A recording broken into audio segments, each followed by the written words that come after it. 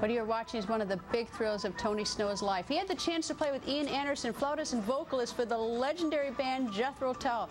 Ian Anderson joins us on the phone from Germany. Ian, thank you for joining us, and I've got to tell you, he brags so many times about knowing you and playing with you. He loved it. Your thoughts tonight? Well, terrible, sad news. I guess all of us knew that it was going to happen sometime, probably fairly soon. Last time I spoke to Tony, he was upbeat as always, and fighting it to the bitter end. But yeah, tremendous loss, and I guess all of us who knew him as a musician, not just as a White House press secretary or a pundit on television or a presenter, we knew Tony as a rounded person, someone who was full of life and vigor and interested in all kinds of things. How did you meet Tony?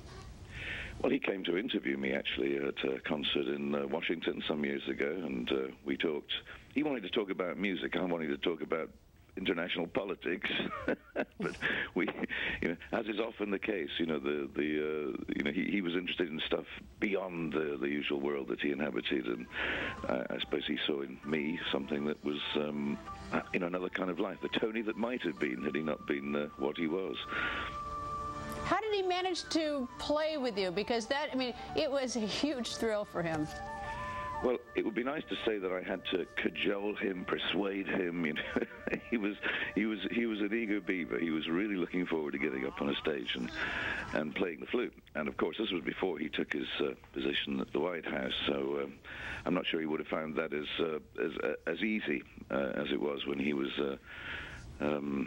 Political kind of heavyweight guy at Fox TV, and of course he was, he was let off the leash a little bit to play with me, I think. Did he talk to you about his cancer at all? Oh, we talked about it quite a bit. Yeah, in fact, I'm not saying that I owe my life to Tony, but he persuaded me very strongly that I should go and undertake that colonoscopy examination, and after a year or two, I decided, he was probably right, I should do that. And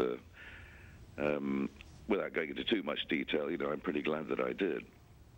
He used to come into my office and we'd talk about Jethro Tull, because we're both the same age and of the same music time, and we used to talk. He was a big fan going all the way back to the early 70s of Jethro Tull. Yeah, and once I asked Tony if he ever saw that movie Anchorman,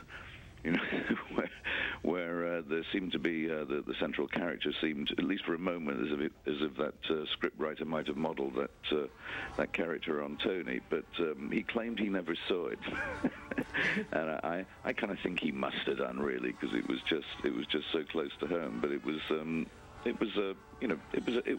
part of what Tony was. He was the exhibitionist side of him came out on stage, and he played with other people. I think he played quite regularly in public, but in clubs doing jazz and blues stuff, and it was it was a passion that he had. Indeed it was. Ian, thank you very much, because I know you got a busy concert schedule in Europe. Thank you for joining us. I know Tony would be absolutely flattered to know that you did.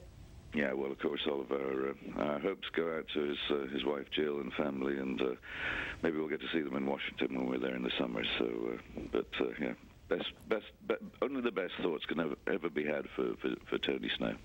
Indeed. Thank you, Ian.